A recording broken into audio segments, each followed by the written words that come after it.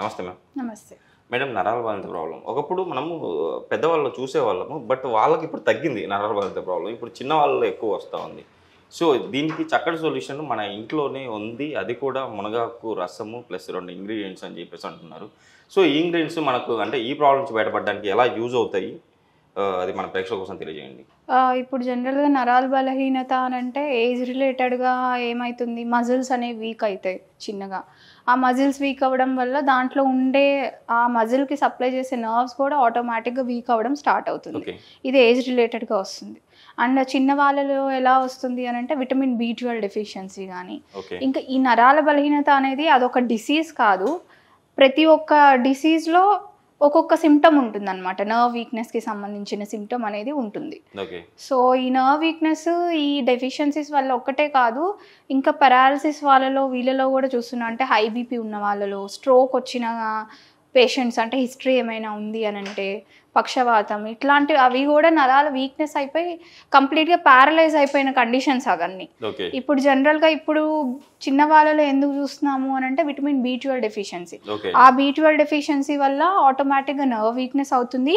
దాంతో పాటు ఆర్‌బీసీస్ అంటే ఎర్ర రక్త కణాలు సరిగా ప్రొడ్యూస్ అవ్వవన్నమాట. దానివల్ల ఎనీమియా వచ్చేస్తుంది.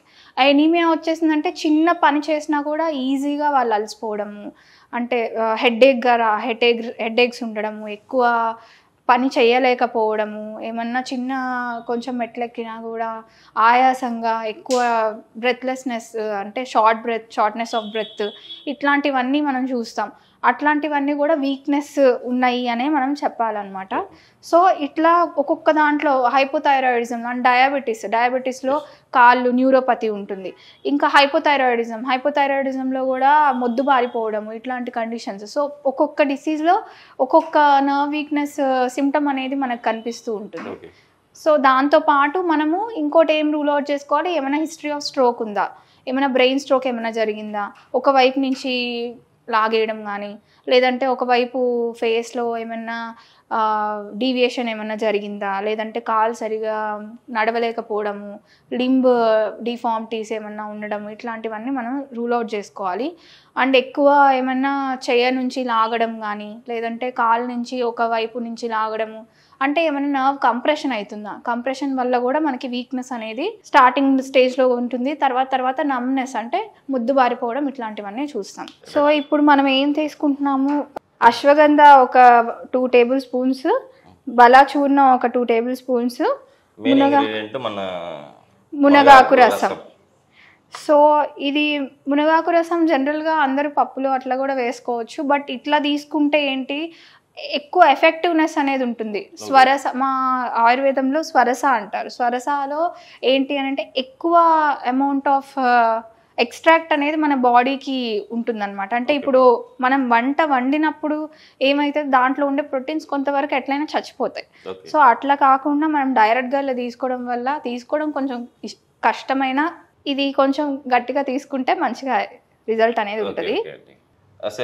So normal hot water boil చేసుకొని దాంట్లో ఇవి మిక్స్ చేసుకుంటే సరిపోతుంది. ఓకే అండి. అంటే ఒక గ్లాస్ మనం వాటర్ వేసుకొని వేడి చేసుకోవాలంటారు.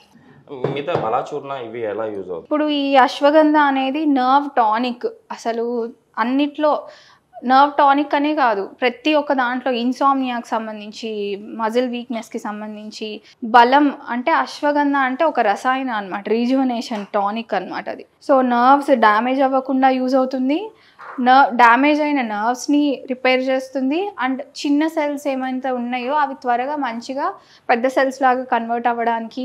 దాంతోపాటు ఇప్పుడు ఈ మునగాకు రసం ఏంటి అని అంటే ఒక నర్వ్ నుంచి ఇంకో నర్వ్కి సిగ్నల్ అనేది వెళ్తుంది. అలా సిగ్నల్ వెళ్తేనే మన బ్రెయిన్ నుంచి ఆర్గాన్స్ నుంచి బ్రెయిన్కి అనేది సిగ్నల్స్ ట్రాన్స్మిట్ అవుతూ ఉంటాయి. అప్పుడే మనం ఏదైనా పని చేయగలం. మన బ్రెయిన్ సిగ్నల్ ఇస్తేనే మనం ఏదైనా పని చేయగలం. సో అట్లాంటి కండిషన్స్లో కూడా మనము నర్వ్ సినాప్టిక్ క్లెఫ్ట్ అంటారనమాట. సో ఈ మధ్యలో ఉండే ఎలక్ట్రిక్ సిగ్నల్స్ అనేవి మంచిగా పనిచేయడానికి ఈ మునగాకు రసం అనేది బాగా యూజ్ అవుతుంది. అంటే ఇప్పుడు నరాల బలహీనత ప్రాబ్లం ఉన్న వాళ్ళకు మైలిన్ షీత్ వచ్చేసి యాక్చువల్ నరం పైన ఉంటుంది కదా మైలిన్ షీత్, అది డ్యామేజ్ అవుతుంది. అంటే విటమిన్ B12 లోపం అని చెప్పేసి అంటారు. సో ఇది అంటే ఇలా తీసుకోవడం వల్ల మైలిన్ షీత్ కూడా మనకి బాగా అవుతుందంటారా? అవును. ఎందుకు చెప్పాను కదా, డీజనరేటివ్ చేంజెస్ ఏమైనా ఉన్నాయి అంటే ఆటోమేటిక్గా నర్వ్ మైలిన్ షీత్ డ్యామేజ్ అవ్వడం వల్లనే ఈ ఈ B12 అనేది దానికి రిజల్ట్ అవుతుంది. అండ్ వేరే డిసీజెస్ వల్ల కూడా అది డ్యామేజ్ అవ్వచ్చు. ఆటోమేటిక్గా ఇంక సిగ్నల్స్ ఒక దాంట్లో డిఫెక్ట్ అనేది వచ్చిందంటే సరిగ్గా పని చేయలేదు అంటే సిగ్నల్స్ కూడా సరిగా ట్రాన్స్ఫర్ అవ్వవు. ఇంకోటి ఏంటి, బ్రెయిన్ సరిగా ఒక్కసారి సడన్గా బ్రెయిన్ పని చేయకపోవడం, అంటే నార్మల్ పని చేయకపోవడం ఇన్ ద సెన్స్ దానికి సరిగా ఏమైనా గ్లూకోజ్ అందకపోయినా, లేదంటే ఇంకేమన్నా ఈ నర్వ్ వీక్నెస్ వల్లనే సరిగా సిగ్నల్స్ అనేవి పాస్ అవ్వకపోవడం వల్ల బ్రెయిన్ నుంచే మనకి సిగ్నల్స్ వస్తాయి. కాబట్టి ఒక్కసారి ఏమవుతుంది, రిమైనింగ్ ఆర్గాన్స్ కూడా మనకి సరిగా పని చేయలేకుండా అవుతుంది. తర్వాతకి పార్కిన్సోనిజమ్స్ లాగా అవుతుంది అన్నమాట. అంటే నా ట్విచ్చింగ్, ఎలా చెప్పాలి, వణుకు, చాలా మందిలో ఇప్పుడు పెద్దవాళ్ళలో వణుకు అనేది చూస్తూ ఉన్నాం. ఆ వణుకు, వాళ్ళు ఏ పని సరిగా చేయలేరు, కనీసం ఒక గ్లాస్ పట్టుకోవాలన్నా కూడా వాళ్ళకి చాలా కష్టం అవుతుంది. సో అట్లాంటివి కూడా ప్రివెంట్ చేసుకునే మార్గం ఇది ఉంటుంది. అండ్ ఒకవేళ వచ్చిన వాళ్ళకి కూడా ఫర్దర్గా ఇంకా ఎక్కువ అవ్వకుండా మనం చూసుకోవచ్చు అండ్ క్యూర్ కూడా చేసుకోవచ్చు. ఓకే అండి, వాటర్ అయితే గోరువెచ్చగా అయ్యాయి.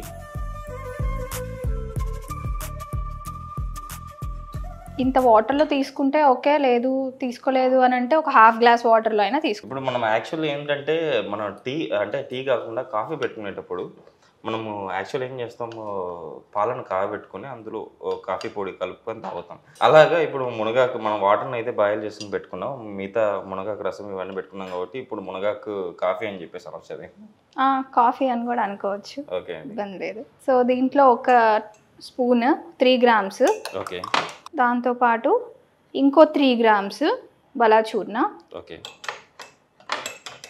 ఈ మునగాకు రసం ఒక 2 tablespoons వేసుకుందాం. ఓకే అండి, ఫుల్ tablespoons.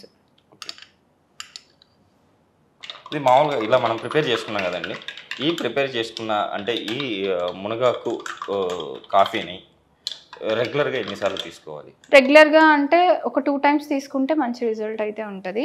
అండ్ మీల్స్కి మధ్యలో అంటే ఎంటీ స్టమక్లో ఉన్నప్పుడు తీసుకుంటే మంచి రిజల్ట్ ఉంటుంది. దీనికి ఎర్లీ మార్నింగ్ కూడా తీసుకోవచ్చు, నార్మల్ గ్రీన్ టీ ప్లేస్లో ఇలా తీసుకోవచ్చు. కావాలి అనుకుంటే కొంచెం లెమన్, హనీ కూడా యాడ్ చేసుకోవచ్చు తాగలేని పక్షంలో. అంటే దీంతో పాటు మనం ఏమైనా ఫుడ్ హ్యాబిట్ చేంజ్ చేసుకోవాలంటారా? ఫుడ్ హ్యాబిట్స్ అని అంటే మనం ఎక్కువ ఇప్పుడు ఉండే జంక్ ఫుడ్ అట్లాంటివి తీసుకోకుండా B12 ఎక్కువ ఉండేవి అని అంటే నట్స్లో ఉంటుంది, సోయాలో ఉంటుంది, ఫిష్, ఇట్లా ఫ్యాటీ యాసిడ్స్, మంచి ఎసెన్షియల్ ఫ్యాటీ యాసిడ్స్ ఉండేవి ఉంటాయి. సో అట్లాంటివి తీసుకుంటే మంచిగా ఉంటుంది. వెజిటబుల్స్ ఎక్కువ తీసుకోవాలి. అండ్ ఎనీమియా రాకుండా ఉండడం కోసము, ఏమైనా ఎనీమిక్గా ఉంది అని అంటే ఐరన్ రిచ్ ఫుడ్ ఉండే తీసుకోవాలి. దాంతోపాటు విటమిన్ B12ని కూడా కాంపెన్సేట్ చేసుకునేలాగా అలా తీసుకోవాలి. అండ్ ఎక్కువ రైస్ అట్లా కాకుండా ఎక్కువ కర్రీస్ అనేవి, ఆకుకూరలు ఇట్లాంటివి ఎక్కువ తీసుకుంటే కాల్షియం కూడా ఎక్కువ వస్తుంది. కాల్షియం ఎక్కువ రావడం వల్ల కూడా ఈ నర్వ్స్ అనేవి మంచి సిగ్నల్స్ అనేవి మంచిగా ఉంటుంది. నర్వ్కి మధ్యలో డ్యామేజ్ అనేది కూడా ఎక్కువ జరగకుండా కాపాడుతుంది.